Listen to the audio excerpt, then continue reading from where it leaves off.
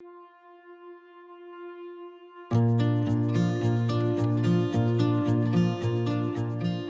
name's Stuart Pearce. I did 5 years in the 1st Battalion, the Rifles, and during that time I did 2 tours of Afghanistan. It's the emotional trauma of being in that situation for that prolonged period of time. The significant events obviously had an impact on me, but I think the more deep-rooted issues that I had were more to do with the day-to-day living in Afghanistan, for better words, a war zone. For me personally, it meant I withdrew from the world entirely. I became a very aggressive person, a very violent person. I couldn't reason. For my family, it put them in a very, very difficult position. They knew that there was something horrendously wrong with me, but they didn't even know how to talk to me about it. I was in denial. I wasn't aware of the effect I was having on them on a day-to-day basis, but there would be events, there would be things that happened, family birthdays I wouldn't be invited to, and those brought to the forefront that I wasn't wanted there, not because they didn't love me, but they just couldn't trust me to do what I needed to do in a family situation, especially if there was alcohol involved. My mum and stepdad went to a talk about the Mountain Way, came back, and straight away, mum's told me subsequently, straight away she knew that's what needed to happen. She brought it up and mentioned it to me, and I was like, no, not for me, not interested, can't be asked. It was brought up a couple of other times when things got particularly bad, because it goes in waves, but it finally came to a head. There was an incident involving a member of my family, so my dad and mum, who'd been separated for a long time, came round and sat me down and explained that something had to change. I didn't accept it at first. I argued with them for a long time, but I eventually understood that something had to change. I think the final straw for me was when they said that my wife had spoken to them in confidence and said, and as I respect her and love her enough to know how much she cares about me, and she would have only spoken to them if she was desperate. And so I decided I had to do something. I tried CBT and EMDR. I tried self-medicating with alcohol. None of those things had worked. As far as I was concerned, I had no options left. And I thought, well, I'll give it a go. For me, there's 2 parts to that. There's 2 reasons I struggled. One was a feeling of not being worthy. I only did 5 years, which my mindset has now changed. 5 years service is more than most do. But I only did 5 years. I only did a couple tours of Afghanistan. There's people that are far worse than I am, and that's part of the denial as well. I wouldn't accept how bad I was. There's people that need it more than me. There's people with bigger problems than me. There's homeless veterans. There's veterans in prison. There's veterans committing suicide. I'm not doing any of that. So I felt it would be a waste me going. And with the denial as well, I thought, I'm not doing too bad. I have the odd bad day. I didn't accept how bad I was. And then the other part is because I tried CBT and EMDR, everyone's different, but for me, I think CBT was actually quite damaging. I don't think it helped me. I think it made the situation worse, especially on the days that I went for the counselling. And EMDR, I had one, I'd say, epiphany, breakthrough, however you want to put it, but that only was one part of one incident, and it was tiny. And so I kind of had the opinion of, what's the point, really. I'd had a brief understanding of what we'd be doing, so we'd be talking. I tried that, didn't really work. We'd be looking at positive thinking, and all those things are cliched. So, basically, if someone said to me before I started this, you're going to go up a mountain, you're going to learn to meditate, just a little bit, nothing too intense. You're going to learn how to be a bit more positive, just slightly adjust your thinking, and we'll chat through a few bits and pieces. Not all of it, we don't need to do it all, but just a few bits and pieces, and it will change your life. I would have laughed at you, but actually that's exactly what happened, and it has changed my life. So yeah, it was difficult to accept, especially with depression and anxiety and all the issues that come with PTSD. But as soon as it starts, you realise, yeah, it will work. There was a couple of emails, and then we had a phone call, and it was a really weird experience because I had a connection with Andi. I'm not sure everyone would be the same, but the biggest issue I had with the other therapies I tried is I had the very strong feeling the people I was talking to didn't have a clue what they were talking about. But with Andi, straight away, I didn't have to explain militaryisms to him. I could say we went out in a Chinook, and the man knows what a Chinook is. You meet a conventional counsellor, they don't know, so you have to stop what you're talking about. And also, Andi has a big thing of no judgment, no expectations. the way that Andy responded to things, I knew he got it and I knew he wasn't judging me. I'd said a couple of things about myself that I was ashamed of, and straight away Andy could not only relate to it, he would give me an anecdote that let me know that he had been in the same place.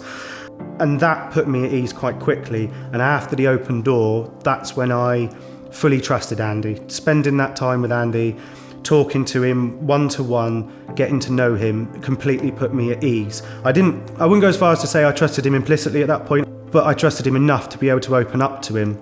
And it was like a release of a valve, because all of a sudden I had not just a safe space to be able to discuss it, it was a safe space with someone who could actually empathise and sympathise with me, who knew what it felt like, and that feeling was overwhelming. It makes me a little bit emotional now. It was overwhelming to have that connection with someone I could talk to who genuinely understood.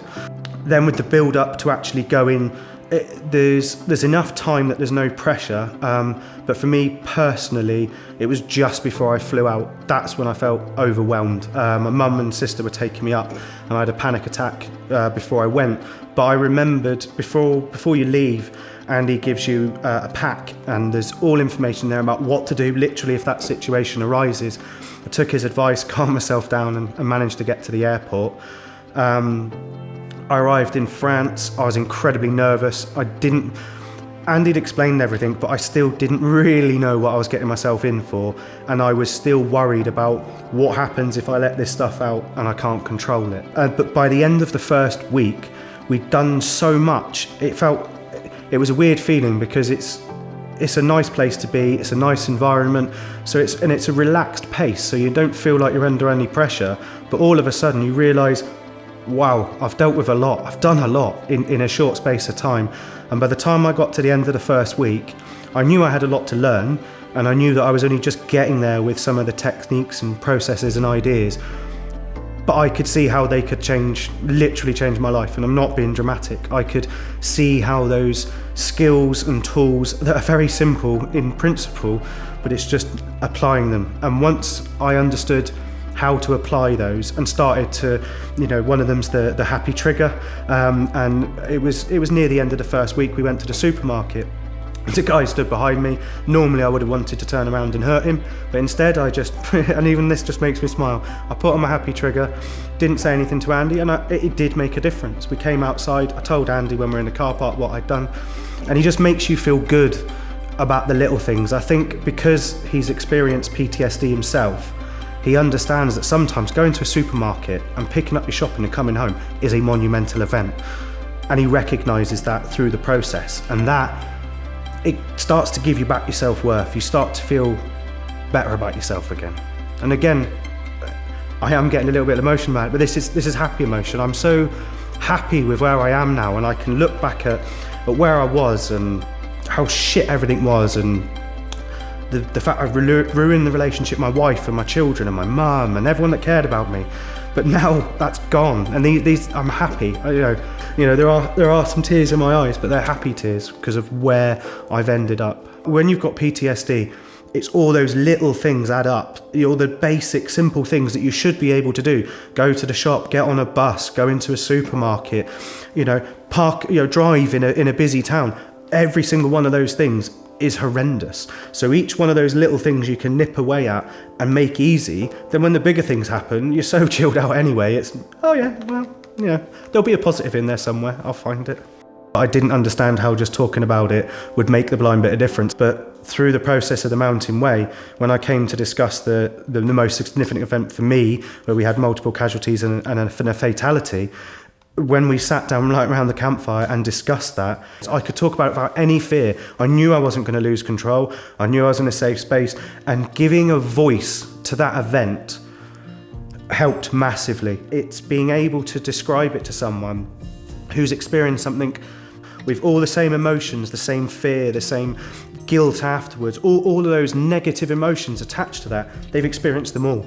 And therefore you don't need to explain things, you don't need to justify your statement. You can say something that to an average person would sound abhorrent, it would sound awful. People can't help but judge you, because when you're in that situation, you do and see things that are way out of the norm that no one else can understand. But having somewhere sat there with you who totally understands makes the biggest difference, and it makes it possible to discuss it and leave it behind. I don't feel anger towards the people that laid the IED, that killed the platoon commander and injured everybody else. I don't feel guilt for the way that I dealt with the situation. All of that has gone. It was the worst day of my life, but it isn't going to now map out the rest of my future. It is exactly that. It's the worst day of my life. It's a horrible event, but it's happened. It's done.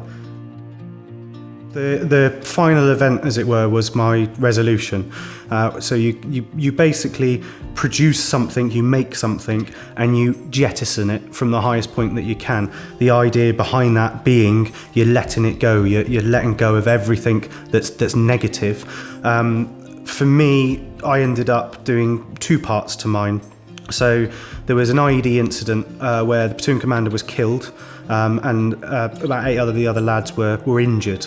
And from that incident, I had a few little pieces of shrapnel. The patrol was hit with a directionally formed charge, which is basically an improvised explosive device. So it's a large can filled with explosives, about 1,000 ball bearings in the front. And from the incident, I had a piece of shrapnel, well, a couple pieces of shrapnel, and I had a ball bearing as well, which came from the charge. So what I decided to do is I put the shrapnel into a small box. And during the 2 tours, the battalion lost 13 guys.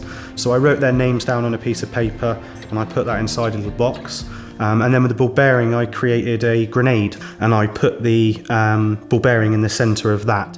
If I'm 100% honest, when it came to setting up for the resolution, in my mind I'd come so far and my opinion on everything had so changed, I thought the resolution was a bit of a moot point.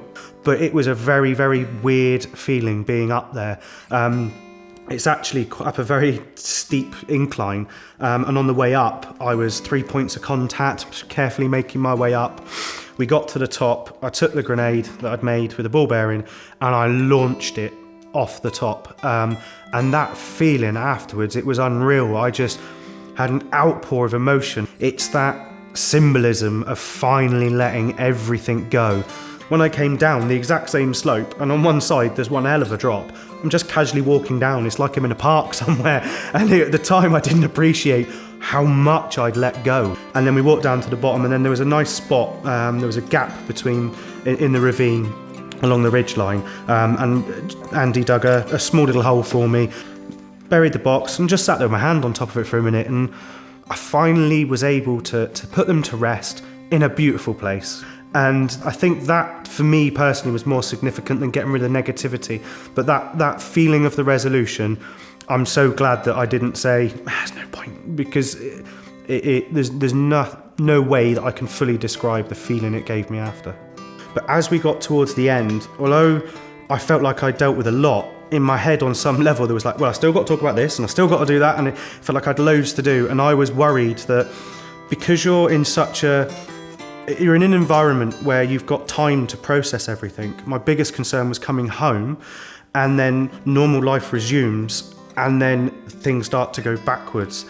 And then I came back and everything just seemed easy. Didn't go straight back to normal because that's impossible, because for 10 years I'd been thoroughly unpleasant to be around and I changed so much while I was away. But because of the things that you learn, the techniques, as long as you, and it's not much effort, as long as you put a little bit of effort into maintaining what you're taught, then it's just easy. There's no pressure, and I'm now at a stage with it that the coping mechanisms that I've been given and the techniques and everything that I've done, I've practiced them so many times. I genuinely don't think there's a situation I can't deal with. Whereas before I couldn't deal with going to Tesco's, now I cannot envisage a situation where those techniques won't work. If I can process that and deal with that, everything else pales into insignificance. There's nothing that I can't cope with anymore. I would recommend the Mountain Way to absolutely anybody that will listen to me. I think the Mountain Way is so niche and so different, and it is desperately needed. I believe that PTSD is so complex, the things that are currently in place to support veterans just don't work. And I think there are plenty of statistics in the media about suicide rates and homelessness and veterans in prison that back that up. What we're currently doing, it isn't working. Whereas with the Mountain Way, it's totally different. It's holistic. It treats you as an individual. There's no rush. There's no way to explain to someone who hasn't had PTSD how different it is. It's so natural. It's chatting to somebody who becomes a friend because they understand in a way that no one else can other than another veteran. And anyone with ears that will listen to me, I'll bend your ear off telling you about the Mountain Way. So in short, would I recommend it? Absolutely.